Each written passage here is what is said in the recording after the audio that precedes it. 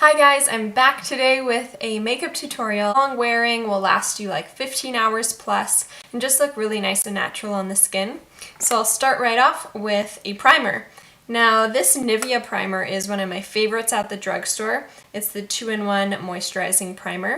It's a pretty decent dupe for my OG Smashbox photo finish. That's the hydrating one. It's really expensive though, it's like $60, so this one is a great alternative. It does have a bit of a fragrance to it, but it's almost just like a moisturizer that is meant to kind of lock your makeup on and act as a base. So I'm going to go in with eyeshadow next, just in case there's some fallout.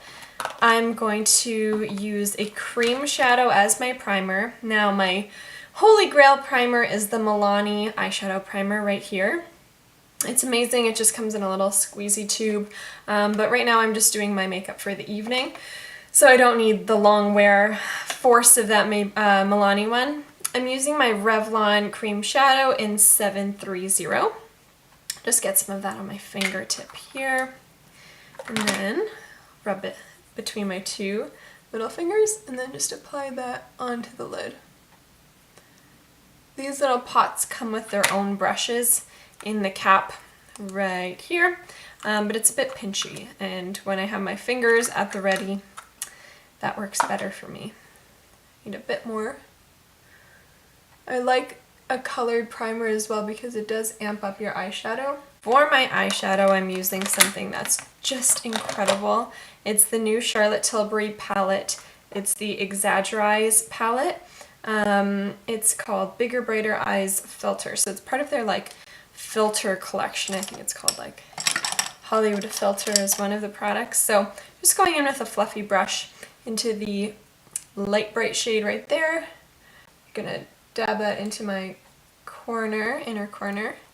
This is a very standard eye look that you could easily get with probably the best drugstore dupe. This is from Pixi. It's their Whaley palette in Let's Talk Eyes. So let's just compare these right here. Similar tone. This is of course a bit warmer, but they do come off quite similar, so this is a good alternative. I've been wearing this to all of my events, anything where I want my eyeshadow to look good. Even just day to day, I love having a bit of a matte shade in there to mix up. And then I'm just going to kind of work my way into this middle tone and then into the darker matte one right here, and then I think I'm going to stop there. It's cute. So the makeup artist, I think his name was Mark, at the event I went to for this palette, he was like, Charlotte separates them in day, disco, and night. Or day, evening, and disco or something, but it was really cute that you can kind of decide which shades to use based on what you're doing. So then I'm just going to use a little bit of that matte shade in the corner here. I'm also just going to dip my ring finger into that light one and use it as the perfect highlight. I do love a good liquid liner, but right now this KIKO Milano eyeshadow pencil in 03 has been my go-to. So a nice pencil eyeliner is just great to keep in your bag. You can make your liner subtle or smoky. Gives you some flexibility. So I'm getting just a little angled brush and I'm going to kind of drag that shade out to make a nice wing. And you have to do this quick because an eyeliner like this will set. This one will be hard. I'm just bringing that onto my lower lash line here. It's hard to find. I don't think you can order KIKO in Canada, but you can go to New York and find some stores, or of course go to Europe. I'd say the best dupe is the Rimmel Scandaleyes liner. They have a great dark brown that's not as warm as this one, but it's still really nice and very long wearing. My Pixi under eye brightener is incredible. I just dip my finger into this. Sometimes I use a brush, just depends how I feel. So I'm just blending that right under the eyes, and as you can see I kind of use my concealer and corrector to wipe away any fallout if there is any. Oh, I forgot that I kind of drag the color onto my lower lashes as well. That's a good tip. Like, if you use a brush to do one thing, remember what you used it for, and then just reuse the color that's on there to give you the most natural look. Sometimes I'll do like a little bit of color correcting. This one from Wet n Wild, the green cushion, is pretty good. It's just very bright, you'll see. It's almost like blue, but if I have any redness, it works well. Here we go. Cool. Next is foundation. So my holy grail foundation, the only foundation I would own if I had to throw them all away, is the Kogendo Aqua foundation. So I do one pump on my forehead, some in my hair, and then I get my lightning drops when I'm quite pale from the Body Shop, and I just do like barely a drop right beside that. This foundation is extremely yellow toned, which I love, and these lightning drops kind of pull a bit pink on me, so they make the perfect shade for me in my like winter skin here.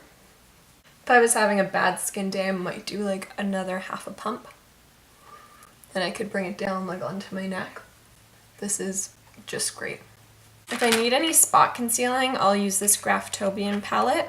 It's very similar to the MAC palettes. With a little pointed shadow brush, I'll just kind of dip into the lightest shades of concealer if I have any lingering spots around to touch up.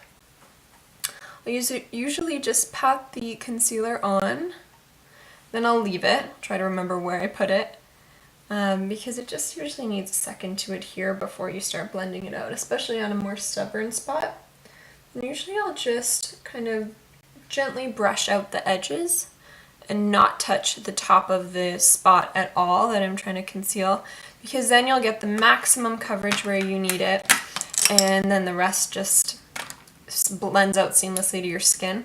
That's what's good about getting a little palette like this, because then you can find your perfect shade and you won't kind of have unevenness. So these are amazing for that long wearing effect. These are Pixi by Petra Cream Multi-Sticks. So I'm going to use both cream and powder face products today, and I'll show you why. I'm going to use these as kind of a contour and blush. Very intense. And then I'm just going to use that foundation brush and blend them out. So I will layer my cream and powder products so that it's honestly budge proof. The more kind of setting you do, the better your makeup will look, but putting a cream product underneath kind of maintains that moisture level in your skin so it still looks natural. Especially in the winter, I'm all about cream face products. Because powders don't even stick sometimes when your skin is combination flaky dry, which is the definition of my winter skin. So now is time to set everything in place. I'm using my Revlon ColorStay all over the face, mainly in the T-zone. I'm going to use a powder brush, since Wet n Wild. Make sure to get right under your eyes, on the nose, and then just super light on the cheeks. Because next I'm going to set my cheeks with this Pixi palette. This is probably my favorite all over face palette. You can do eye looks, face looks. It is shiny and shimmery, but it's really not that bad. So I'm just going to dab my brush into the two darkest bronzer shades, and I'm going to go right over my contoured areas with that. If you have texture on your skin, this is not going to be perfect for you, but honestly, it doesn't look outrageously shiny. And then I'm going to do the same with like, honestly, all four pink shades. And then just dust that over my cheek as blush. Now this is where we're getting like shimmery and shiny, but I love it. The one day I wore this, I was actually at a workout class, and the ladies were like, your skin looks like angelic. I'm like, alright, this thing wins. I'm going to go into the two lightest highlights, swipe that right over the cheeks. That is done. Now I'm going to do my eyebrows. I've been enjoying this Kat Von D pomade. I have it in medium brown, which is a little dark, but I can just go light-handed with it. Also came with a great brush. So I'll just dip the brush into the pomade, then I'll use the cap to kind of smush it through the bristles to make it less intense. Then just with the brush pointing upwards, it gets really intense really fast. And then it sets to like a tattoo finish, so you have to be cautious. I use spoolies religiously. So the spoolie with this product is outstanding. It makes it look extremely natural. Alright, so the same on the other side. I'm just going to use the excess that's in the cap right now. Again, put the brush vertically, kind of brush it from front to back, and then I twist it horizontally and really fill in. Again, less is more with this product. You really don't want to use too much to like glue your eyebrows down. That looks awful and feels even worse. Kind of just want to create that shadow in the areas that need it. Using a brush is amazing because it allows you to move the color around, whereas if I'm using a pencil, the more you go over it, the more it is that goes on, so this at least gives you some playtime. A little bit of flexibility to work with the product. There we go. It's amazing what dipping back into the pot does, gives you a little extra to work with. I've not been waxing or threading my eyebrows recently just because I don't feel like it. I like their natural fluff and just kind of trimming as we go. Feels a bit more casual and fun. I find a bit of a thicker brow is quite youthful, so I'm embracing it. We gotta do some eyelashes and then finish with lips. So I'm using the new Charlotte Tilbury Legendary Lashes. This mascara I tried the first time around because this is iteration number 2. And volume 1 was awful on me just because my eyelashes are quite needy. When I close my eyes, they kind of hit the under eyelid on me. Nothing stays, everything smudges. I get darkness under my eyes practically no matter what I use. But I also hate wearing waterproof or anything extremely long wearing because I need to get it off at night. I can't stand going to bed with makeup on.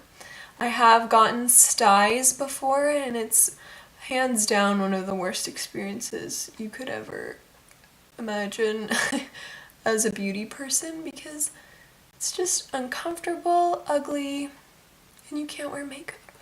The volume you can get, as you can probably see right now, is really amazing. It's easy to work with. It looks so good. Alright you guys, my camera cut out, but I pretty much finished with my Legendary Lashes mascara. Gives me incredible volume and lasts a lot better than the original formula. This is volume 2, so I would totally recommend this Legendary Lashes. Finally, I did my lipstick. So if you want it to last forever, I would pair this Marcel lipstick with something like this Annabelle lip liner. Any kind of nude, natural, pinky shade would work great. So you can even put on lip liner after the fact. And it always plumps up your lips, gives you that defined line. Throughout the day, if you eat or drink anything, you'll still have a bit of color on your lips thanks to it. The best HG lipstick for me right now is Rosy Nude, and this is from Marcel. Let's top it off a little bit, but I just went to Rexall and bought 2 more of these because this one broke, as you can probably tell. It's the perfect shade, an amazing consistency. It goes on and feels like lip balm. So this is the final look. I hope you guys enjoyed. Leave any comments or questions below. Let me know what you're wearing and how you make your makeup last longer. For me, it's all about creams first and then setting it with powder. So thank you guys for watching, and I will see you all later. Bye!